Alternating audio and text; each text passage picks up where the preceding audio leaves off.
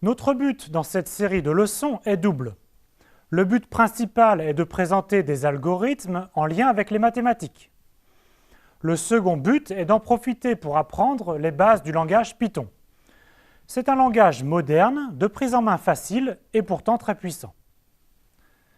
Dans cette première leçon, on commence par vérifier si tout fonctionne, puis on fait quelques calculs, on introduira les boucles pour et tant que, le test si, sinon, et les fonctions.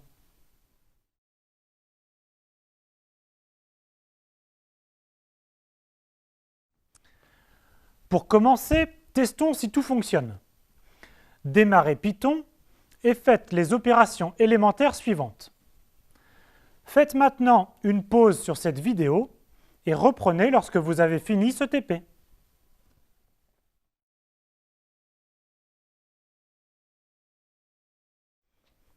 Lorsque l'on démarre Python, on obtient une invite de commande symbolisée par 3 signes supérieurs. Pour définir une variable et y affecter une valeur, on tape juste A égale 3, puis Entrée. Même chose avec B égale 6, et on définit la variable somme qui est A plus B. Pour voir si Python sait calculer, il suffit d'afficher la valeur de somme. Cela affiche bien 9. Il est plus agréable d'afficher le résultat à l'aide d'une petite phrase. On fait maintenant la même chose pour le produit. Et dans la suite, on omettra les 3 symboles supérieurs.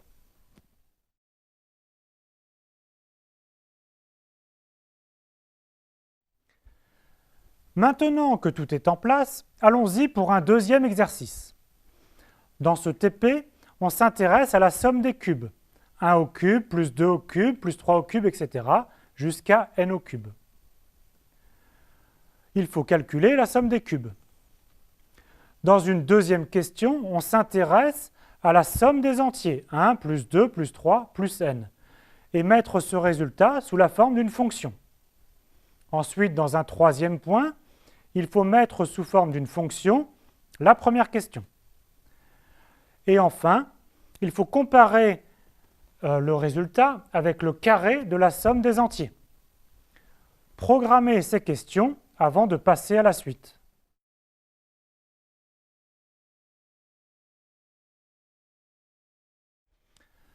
Voici ce que l'on fait pour calculer Sn avec, par exemple, n est égal à 10. On affecte d'abord la valeur 0 à une variable somme. Cela correspond à l'initialisation S0 est égal à 0.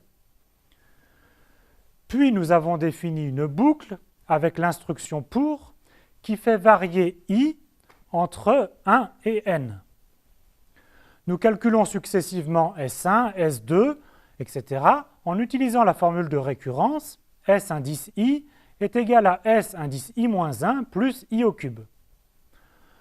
Comme nous n'avons pas besoin de conserver toutes les valeurs des SI, alors on garde le même nom pour toutes les sommes. À chaque étape, on affecte à somme l'ancienne valeur de somme plus i au cube. Donc somme est égal à somme plus i fois i fois i. Lorsque la boucle est finie, c'est-à-dire une fois que l'on a fait l'étape avec i est égal à n, alors on affiche le résultat.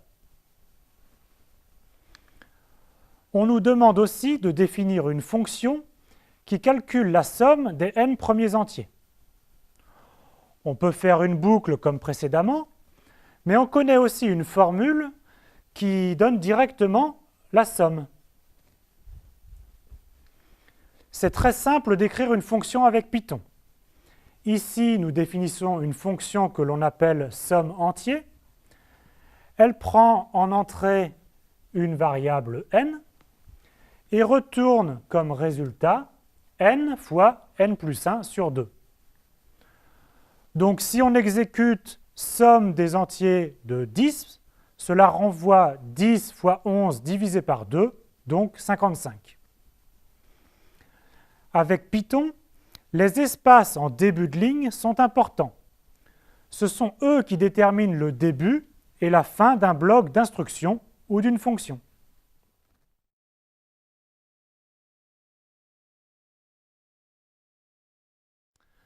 Revenons sur ce que nous avons appris jusque-là. On affecte une valeur à une variable à l'aide du symbole égal. On affiche un message avec la fonction print. Et on regroupe nos bouts de code dans des fonctions, ce qui permet de les réutiliser. Une fonction en informatique est similaire à une fonction mathématique. C'est un objet qui prend en entrée des variables, dites variables formelles ou variables muettes. Pour nous, c'était l'entier n. Et retourne une valeur, un entier, une liste, une chaîne de caractères. Ici, c'était n fois n plus 1 sur 2. Pour parcourir tous les entiers de 1 à n, il faut utiliser la commande range 1 n plus 1. C'est bien les entiers strictement inférieurs à n plus 1. La raison est que l'appel le plus fréquent est la commande range de n, qui, elle, désigne les entiers de 0 à n-1, mais qui contient bien n éléments. Enfin, en Python, contrairement aux autres langages, c'est l'indentation, c'est-à-dire les espaces en début de chaque ligne, qui détermine les blocs d'instruction.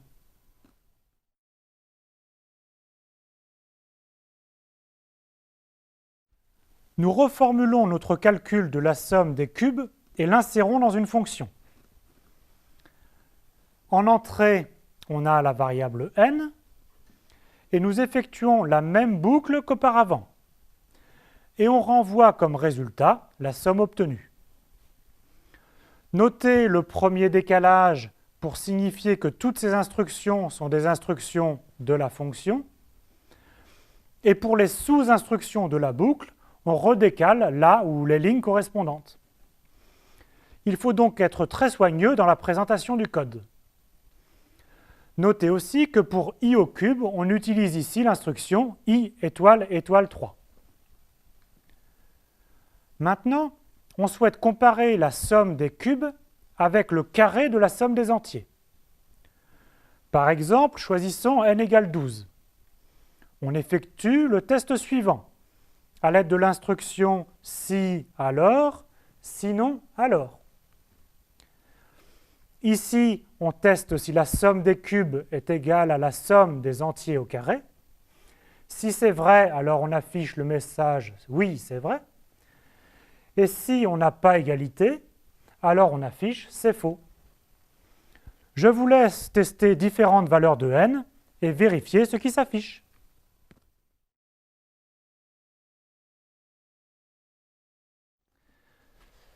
Encore un petit résumé. Les puissances se calculent aussi avec 2 étoiles. 5 au carré s'écrit 5 étoile 5 ou 5 étoile étoile 2. 5 au cube s'écrit 5 étoile 5 étoile 5 ou 5 étoile étoile 3. Nous avons défini une boucle avec l'instruction for qui fait varier un indice. Ici, i variait entre 1 et n. Le test si alors, sinon alors, exécute le premier bloc d'instruction si la condition est vraie, et si la condition est fausse, cela exécute l'autre bloc. Voici des exemples de conditions mathématiques. A strictement inférieur à B, A inférieur ou égal à B, le test d'égalité A égale B, le test de différence A différent de B. Attention, il est important de comprendre que A égale B vaut soit vrai, soit faux, on compare A et B, alors qu'avec A égale B, on affecte dans A la valeur de B.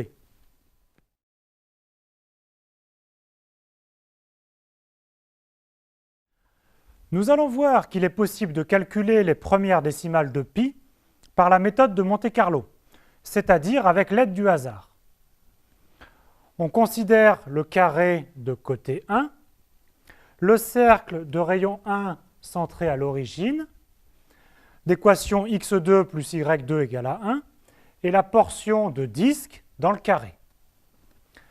À l'aide de ces questions, vous allez calculer les premières décimales de pi. Je vous laisse lire et travailler.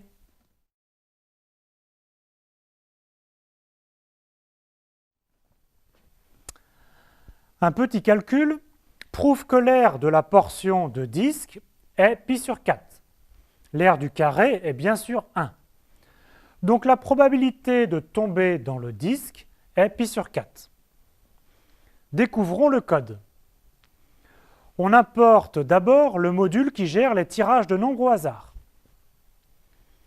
On définit ensuite deux variables, l'une qui compte le nombre de tirs et la deuxième qui compte seulement le nombre de tirs au but, celle qui arrive dans la portion de disque. Au départ, elles valent toutes les deux 0. Puis, voici la boucle. Cette boucle tant que est répétée tant que la condition est vraie. Ici, c'est-à-dire tant que tir est inférieur strictement à 1000.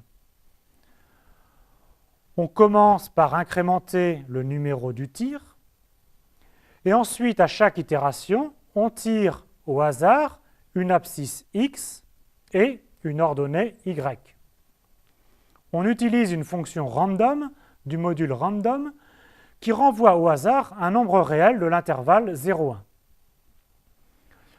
On a donc obtenu un point de coordonnées xy dans le carré. On teste si on est ou pas dans la portion de disque à l'aide de l'inégalité x carré plus y carré inférieur ou égal à 1. Je vous rappelle que x carré plus y carré égale 1 est l'équation de notre cercle. Si on est dans la portion de disque, alors on incrémente le compteur qui compte le nombre de tirs dans le disque. On continue jusqu'à ce que l'on atteigne 999. Pour tir est égal à 1000, la condition n'est plus vraie et le bloc d'instruction du while n'est pas exécuté. On passe aux instructions suivantes pour afficher le résultat. La probabilité d'atteindre le disque est approchée par le nombre de tirs dans le disque divisé par le nombre de tirs total. Comme la probabilité est pi sur 4, on affiche 4 fois la probabilité pour obtenir une estimation de pi. Cette méthode n'est pas très efficace. Il faut énormément de tirs pour obtenir les deux premières décimales de pi.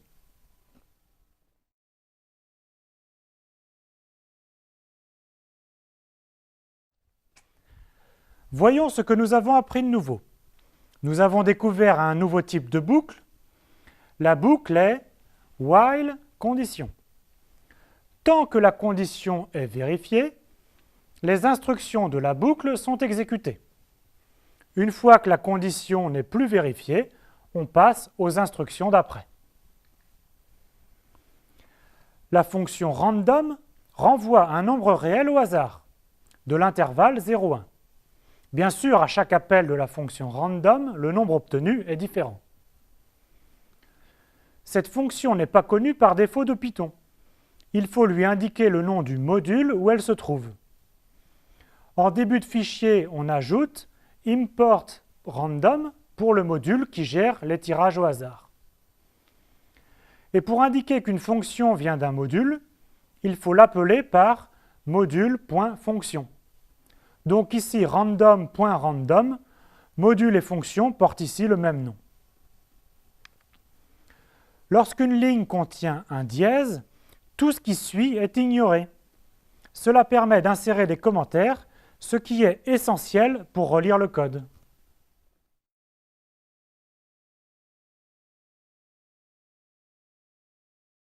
J'espère que vous êtes maintenant motivé pour vous lancer dans la programmation. La pratique est évidemment indispensable. Il faut surmonter les difficultés techniques, les erreurs de syntaxe, etc. Vous trouverez de l'aide et des tutoriels partout sur Internet. Vous pourrez ainsi faire des petits programmes pour répondre à ces questions. Ce travail en vaut la peine, car une fois que vous connaissez vraiment un langage, il n'est pas très difficile de programmer dans un autre.